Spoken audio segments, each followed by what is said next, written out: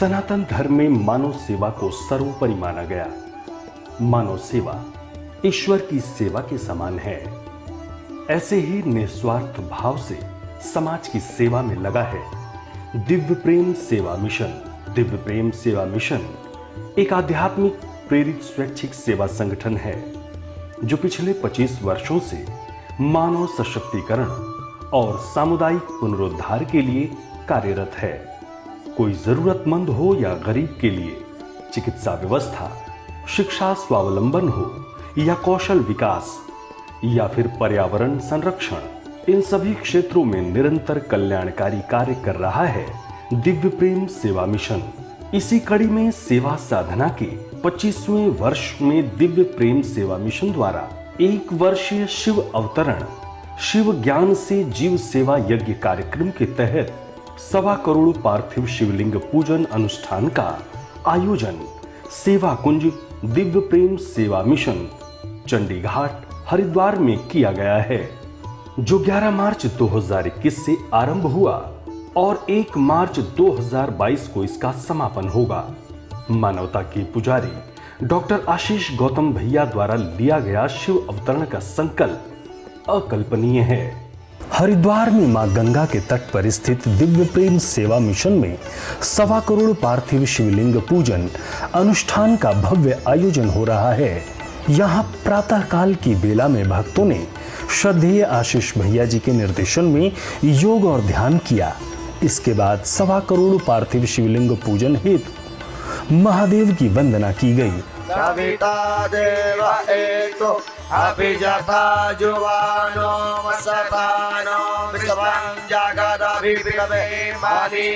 मंत्रोच्चार के साथ 12 ज्योतिर्लिंगों और दिव्येश्वर महादेव की आराधना की गई। विधि पूर्वक रुद्राभिषेक किया गया। इसी क्रम में आरती से ठीक पहले दिव्येश्वर महादेव का भव्य श्रृंगार किया गया। श्रद्धालुओं ने भगवान शिव की आरती कर पुण्यार्जन किया। शिव अवतरण, अवतरण, शिव अवतरण। मनुष्य की खोज, मुझे और सुख चाहिए, और सुख चाहिए, और सुख चाहिए, सुख की भाग दौड़, सुख की आकांक्षा, और इस बात को ऋषियों ने पकड़ा। और क्या, और क्या, और क्या। अंत में उन ऋषियों ने ईश्वर को खोज लिया या आत्मदर्शन कर लिया, अंतर यात्रा कर ली, आत्म संवाद पूरा किया, उनकी खोज पूरी हो गई। अब उसी खोज के तहत वो हमको दृष्टि दे गए, दिशा दे गए, सूत्र दे गए, अनुभव दे गए, अनुभूतियां दे गए और अपने जीवन से सिद्ध कर गए कि आप इस अवस्था में, इस व्यवस्था में, इस कालखंड में इतने ऐसे ध्यान करने से, ऐसे जप करने से, ऐसे तप करने से ये आपको परिणाम मिलेगा। ऐसा अपने जीवन के आधार पर, अनुभव के आधार पर लिख गए, सामान्य सा सूत्र दे गए। अभी अभी आपने देखा होगा विश्व में एक वैश्विक महामारी कोरोना आई, उसमें दुनिया के अनेक देश प्रभावित हुए, लाखों लोगों ने शरीर छोड़ा, अरबों खरबों की संपत्ति बर्बाद हुई, क्या क्या दुर्घटनाएं हुई सब आपके सामने हैं। अब उसके निराकरण के लिए खोज कैसे इस रोग से मुक्ति पाएं, उसके लिए पूरे दुनिया के कई देशों के वैज्ञानिक, कई देशों के स्वास्थ्य विशेषज्ञ लगे। अब लगभग साल भर समय लगा। उन्होंने एक वैक्सीन का शोध किया कि इसको लगाने से, इसका उपयोग करने से कोरोना महामारी से दूर हो जाएंगे, इम्यून सिस्टम हमारा बूस्ट हो जाएगा।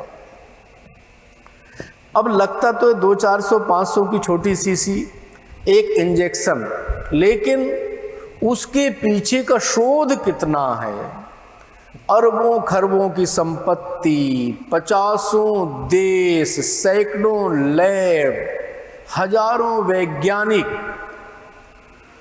उस अनुसंधान के लिए कितनी शक्ति लगी, ऊर्जा लगी और बड़ी बड़ी सरकारें लगी, लेकिन आपने देखा कि अंत में एक छोटा सा इंजेक्शन आकर के काम कर गया। अब उस इंजेक्शन के पीछे जो दवा का शोध हुआ है, वैक्सीन का शोध, उसके पीछे कितनी बड़ी तपश्चर्या है, कितना बड़ा अध्ययन है, कितना बड़ा जीवन है, कितना बड़ा खर्च है, कितनी एकाग्रता है। वैज्ञानिक घर नहीं गए, एक एक लैब में महीनों बिता दिया। अर्थात ऋषि वैज्ञानिकों ने अपना शरीर, अपना जीवन, अपना परिवार सब छोड़ कर कहीं जंगल में गए, पहाड़ में गए, गुफा में गए, हिमालय में गए, समुद्र किनारे गए, गंगा किनारे गए, किसी मठ में गए, मंदिर में गए, आश्रम में गए, सब छोड़ करके गुरु चरणों में समर्पित कर दिया। कुछ सूत्र लिए, ऋषियों मंत्र दृष्टारा, ऋषियों ने मंत्र देखे, गढ़े नहीं शब्द मिलता, देखे। उन आधार पर एक अवस्था पर, एक व्यवस्था पर, एक समय पर, एक आसन पर बैठ गए। कालखंड बीत गए, समय बीतता गया, साल बीत गए, वर्ष बीत गए, एक आसन पर बैठे। तब उन्होंने सिद्ध कर दिया कि इस अवस्था में, इस व्यवस्था में जो मानव निरंतर सुख की खोज में दौड़ रहा है, संपत्ति ज्यादा होगी तो मैं सुखी हो जाऊंगा, एक की जगह 20 घर हो जाएंगे तो सुखी हो जाऊंगा, एक की जगह 10-20 मुझे पद मिल जाएंगे तो मैं सुखी हो जाऊंगा, वस्तुओं का संग्रह ज्यादा हो जाएगा, पैसे का संग्रह ज्यादा हो जाएगा, जमीन का संग्रह ज्यादा हो जाएगा, विशेष प्रकार का पद का संग्रह ज्यादा हो जाएगा। यदि लगता है ऐसा अनंत काल तक चलने वाली बात है, इन ऋषियों ने, इन दिव्य अवतारों ने अपने जीवन से सिद्ध किया। नहीं, अंतिम खोज केवल परम पिता परमेश्वर की झलक है, ईश्वर है, आत्मा है। जो शब्द अलग अलग हैं, मोक्ष कहिए, संबोधि, जो भी शब्द अलग अलग हो सकते हैं, यही अंतिम खोज है। इसके बाद दूसरी किसी खोज की जरूरत हमको नहीं पड़ती, दूसरी किसी चीज की हम खोज की जरूरत नहीं, दौड़ने की जरूरत नहीं। आदमी स्थिर हो जाता है, शांत हो जाता है, धैर्य में आ जाता है, पूर्णता को प्राप्त करता है। अब जो हम पूर्णता की बात करते हैं जब हम, तो जो भी व्यक्ति है जिसका भी जन्म लिया है वो अपने एक विशेष प्रकार के व्यक्तित्व का धनी है, विशेष प्रकार की शक्तियों का धनी है। क्योंकि जन्म जन्मांतर से जो उसने संस्कार अर्जित किए हैं, शक्तियां अर्जित किए हैं, स्वभाव बन गया है उसका। जितने लोग होते हैं, अगल बगल देखिए, अपने परिवार में देखिए, 2 बेटा बेटी हैं तो देखिए, अपने आसपास सबका स्वभाव अलग है, मूल गुण धर्म अलग है, चरित्र अलग है, सोचने का तरीका अलग है। हर व्यक्ति के अपने व्यक्तित्व की विशेषताएं होती हैं, क्षमताएं होती हैं, उसी प्रकार से उसकी ऊर्जा का विकरण होता है। अब गलती यहां क्या होती है कि वे, एक मैं छोटी घटना बताता हूं आपको, कि एक किसी ने, आपका मित्र है, परिचित है, आपने उसको भोजन पे घर बुलाया आपने, क्योंकि छुट्टी का दिन नहीं था, हमारे भाई सम्मानित हैं, परिजन हैं, चलो आज छुट्टी ले लेते हैं। अब उनके लिए कई प्रकार की सुस्वादुपूर्ण भोजन बनाया है, दिन भर बनाया है, बिजली चली गई, पसीना भी आया है, कष्ट भी उठाया है, कई प्रकार की सब्जियां, कई प्रकार के व्यंजन जो भी बना सकते हैं, जो हमको क्षमता थी, सामर्थ्य, खूब बनाया। रुचिपूर्ण बनाया है, प्रेम से बनाया है, सम्मान से बनाया है। और वो जब आए अपने यहाँ पर, आपने प्रेम से भोजन कराया और विदा किया। किसी दिन आप उनके घर गए मिलने, तो उन्होंने केवल चाय पे निपटा दिया। आपके मन में प्रतिक्रिया आना हो गई शुरू कि हम अपने घर में बुलाए तो आधा दिन समय लगाया, 5,000 खर्च कर डाला, इतने प्रकार की चीजें बना डाली खिलाने पिलाने में, बिजली नहीं थी तो भी, कष्ट था तो भी, हाँ थोड़ा बुखार हल्का था तो भी हमने इनके लिए पसीना बहाया और इनके यहाँ घर आए तो चाय पिला के निपटा दिया। अब मेरे यहाँ ये कभी आएंगे तो इनको पानी भी नहीं पिलाएंगे। आप प्रतिक्रिया में आ गए। ये आपकी विशेषता है, आपके व्यक्तित्व की विशेषता है किसी को प्रेम से सम्मान से भोजन कराना, उसकी संतुष्टि में खुद संतुष्ट महसूस करना। ये आपकी विशेषज्ञता है, आपका गुण है, आपका व्यक्तित्व है।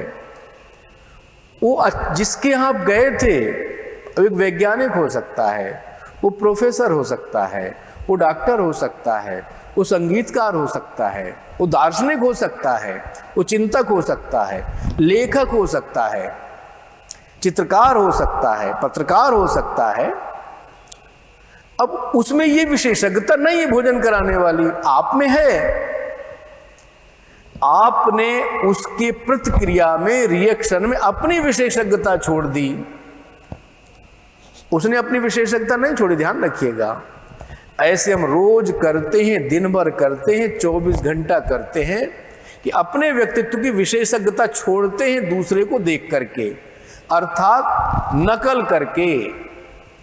इसलिए जीवन के मूल स्रोत में, मूल स्वरूप में यदि लौटना है, कल जो प्रत्याहार की बात की हमने, मूल स्वरूप में लौटना, मूल तत्व को जानना, अपने मन को गर्भ बनाना, गर्भ धारण करना, सत्य का अनुसंधान करना, तो आपको नकल छोड़नी पड़ेगी।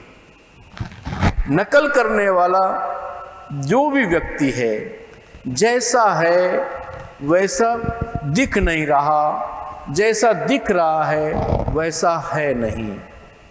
एक दूसरे का मुखौटा ओढ़ता है, एक दूसरे मुखौटा हर समय लगाता है कि उनके जैसा बनना चाहता है। हम बैराग्य नहीं बन सकते, बैराग आशीष नहीं बन, मैं मल्होत्रा नहीं हो सकता और मल्होत्रा जी आशीष नहीं हो सकते।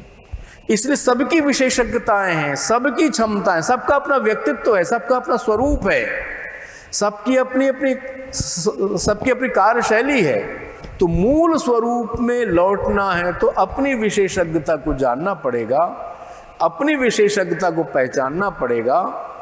अपनी विशेषज्ञता को जान करके, पहचान करके, समझ करके उसके अनुसार अपनी क्रियाशीलता, कर्मशीलता तय करनी पड़ेगी, लक्ष्य तय करने पड़ेंगे।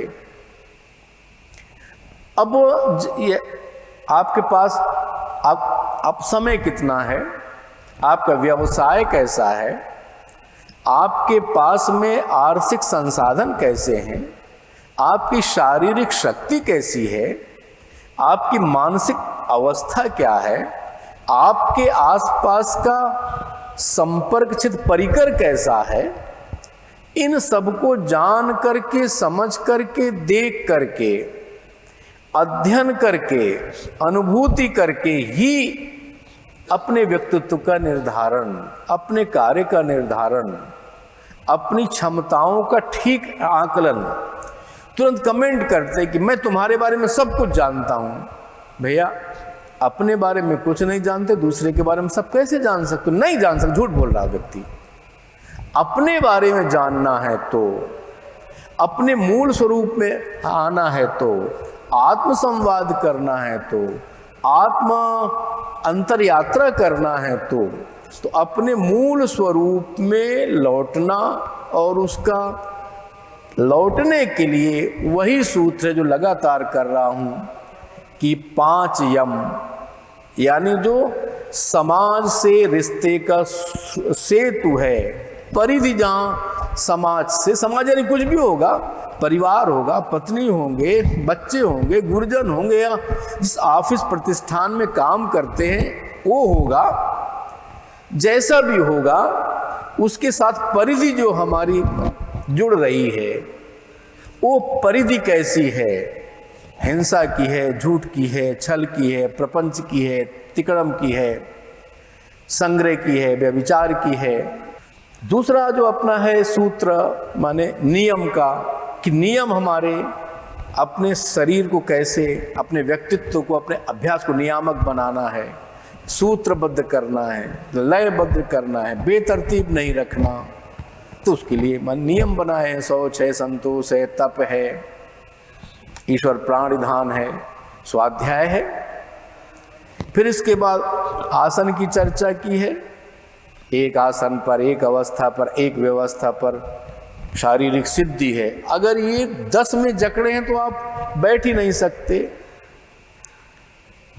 प्राणायाम का मतलब है कि पूरे संसार से, विश्व से, जड़ जगत से, जीव जगत से, सबसे अपने श्वसन तंत्र का तालमेल बैठाना, एक रूप हो जाना, घुल मिल जाना, धारणा, स्थिरता, एक जगह पर एकाग्रता से ऊपर है माने धारणा, विश्वास को अटल बनाना है धारणा, और प्रत्याहार यानी अपने मूल स्वरूप की ओर लौटना।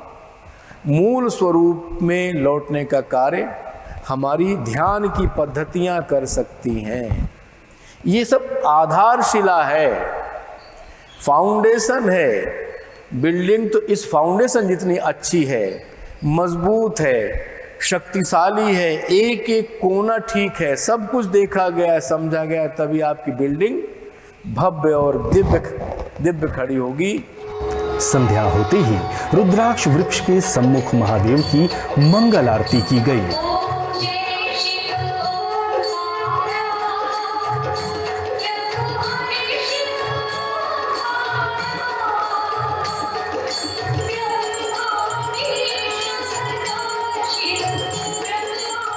दिव्य प्रेम सेवा मिशन द्वारा संचालित सेवा के विविध प्रकल्प चिकित्सालय, विद्यालय, छात्रावास, पर्यावरण संरक्षण, हरितम संवर्धन, गंगा स्वच्छता, ग्रामीण क्षेत्रों को प्रेरणा देने का प्रयास, नवयुवकों के माध्यम से सेवा कुंज परिसर चंडीघाट हरिद्वार एवं वंदे मातरम कुंज परिसर गंगा भोगपुर तल्ला पौड़ी गढ़वाल से संचालित हो रही हैं।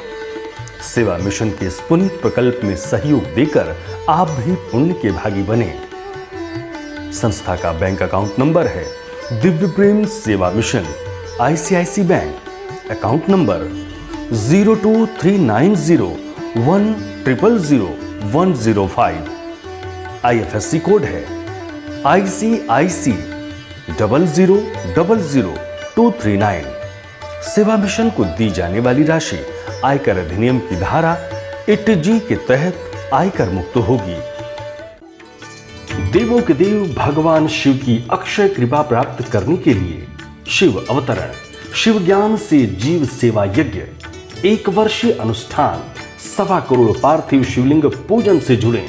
संपर्क सूत्र 9419174997, 9219669687, WhatsApp number 9713283333, email ID contact@shiv-avtaran.org, website www.shiv-avtaran.org। Divya प्रेम सेवा मिशन के कल्याणकारी सेवा कार्यों से जुड़ने के लिए संपर्क करें 9219692776, 8755155780, WhatsApp number 9219595552, email ID divyprem03@gmail.com, website www.divyprem.co.in।